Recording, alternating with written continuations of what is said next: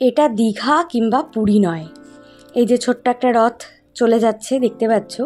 আমি অ্যাকচুয়ালি গেছিলাম নাগেরবাজারে রথের মেলায়। অসম্ভব ভিড়, মানুষের ঢল নেমেছে পুরো। হ্যাঁ, মানে সন্ধ্যাবেলায় আমি গেছিলাম 7টা সাড়ে 7টার সময় নাগেরবাজারে। মানে মনেই হচ্ছে না যেটা দীঘা পুরীর থেকে কিছু কম। এটা আমাদের কলকাতা। চারিধারে মেলা বসেছে, এই যে রাস্তার মাঝখান দিয়েও মেলা বসেছে। হ্যাঁ, দীঘা পুরীতে তো এবারে অসম্ভব ভিড় হয়েছে। মানে তবে যেটুকু শুনলাম যে পুরীতে এবার তুলনামূলকভাবে ভিড়টা একটু কম, যেহেতু দীঘায় ভিড়টা উপচে পড়েছে। দীঘায় নাকি একটাও হোটেল পাওয়া যাচ্ছে না। আমাদের কলকাতায় বা কম কিসের। সকালে আমি নিউজ চ্যানেলে দেখছিলাম ইস্কনের রথ যেটা বেরোয় আর কি আলবার্ট রোডে, মানে এজেসি বোস রোডের মোড়ে যেটা হয় আর কি। তো সেখানে ইস্কনের রথেও নাকি ভীষণ ভিড় হয়েছে। ওখানে রথটা মানে ওখান থেকে শুরু হবে আর শেষ হবে হচ্ছে ব্রিগেডে গিয়ে। আমাদের যেখানে ব্রিগেড হয় সেই ব্রিগেড ময়দানে গিয়ে ওখানে শেষ হবে রথটা। এটা হচ্ছে নাগেরবাজার। নাগেরবাজারে ভিড়টা জাস্ট তোমরা একটু দেখো। এই যে এই পাখিগুলো আমি মানে নতুন দেখলাম, মানে খুব ভাল লাগলো দেখে আর কি, তাই জন্য তোমাদের সাথে শেয়ার করলাম। বেশ নতুনত্ব লাগলো পাখিগুলো দেখে। আমি তো মেলায় গেলাম, মানে রথের সামনে গিয়ে আর ঠাকুরের ছবি সেভাবে তোলা হয়নি। আমার ফোনটা পুরো হেজি হয়ে যাচ্ছিল। আমি অনেক চেষ্টা করেছি, কিন্তু আমি রথের দড়ি ছুঁয়েছি, রথটাকেও ছুঁয়েছি এবং প্রসাদও নিয়েছি। কলা এবং পান আর তার মধ্যে মিছরি ছিল, প্রসাদও নিয়েছি। কিন্তু সেটার ভিডিও করা এই ভিড়ের মধ্যে সম্ভব হয়নি আর কি। এখানে আমি এই হাত পাখাগুলো দেখে পুরোনো দিনে ফিরে গেলাম। আমরা ছোটোবেলায় এরকম হাত পাখা, এই হাত পাখাগুলো বেসিক্যালি আমরা হাওয়া খেতাম আর কি। খুব পুরোনো দিনের ছোটোবেলার কথা মনে পড়ছিল। আর ওই যে দূরে তোমরা রথ দেখতে পাচ্ছ, আমি দেখাচ্ছি রথ।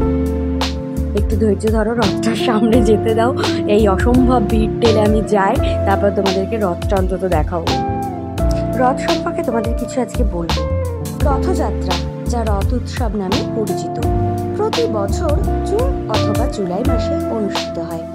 এই উৎসব বিশ্বব্যাপী প্রশংসিত হওয়ায় বিদেশিদেরও আকর্ষণ করে। এটি মানুষের জন্য ঐশ্বরিক সত্তার সাক্ষী হওয়ার একটি ভালো সুযোগ। উৎসবের দিনে 3 দেবতার পূজা করা হয়। তাদের মধ্যে রয়েছেন ভগবান জগন্নাথ, জ্যেষ্ঠ ভ্রাতা ভগবান বলভদ্র, ভগবান জগন্নাথ এবং ভগবান বলভদ্রের বোন সুভদ্রা আর ভগবান জগন্নাথ।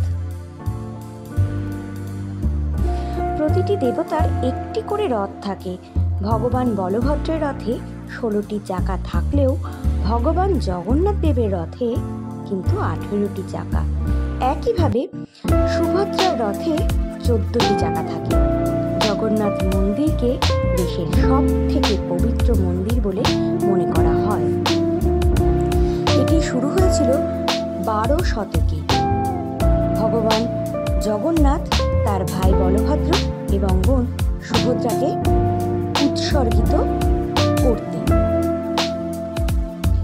উৎসবটি এই দেবতাদের তাদের মন্দির থেকে অন্য মন্দিরে যাত্রা সম্পর্কে তাদের মাসির বাড়িতে তাদের দর্শনের প্রতীক। যাই হোক, আমি যতটা ভিড় ঠেলে আর কি তোমাদের রথটা দর্শন করাবার চেষ্টা করলাম। ভালো লাগলে লাইক করো। আর এই যে এই মাটির পাত্রগুলো আমার বেশ নতুনত্ব লেগেছে। আমি একটা কিনতেও গেছিলাম, কিন্তু এই বোতলগুলো কিনতে গেছিলাম মাটির, কিন্তু 120 টাকা আর 160 টাকা চাইলো। তো আমি ওর জন্য আর আমার অতটা বাজেট ছিল না বলে কিনলাম না।